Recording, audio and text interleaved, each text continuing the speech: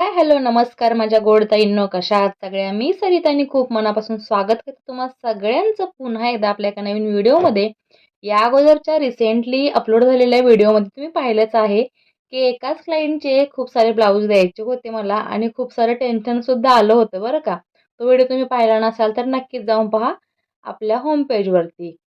आणि त्या क्लायंटला गावी जायचं होतं, त्यामुळे माझ्याकडे सुद्धा कारागीर नव्हते म्हणून मी तो व्हिडिओ तुमच्यासोबत शेअर केला होता आणि त्या दिवशी एकटीच होती, एकटीवरतीच लोड होता.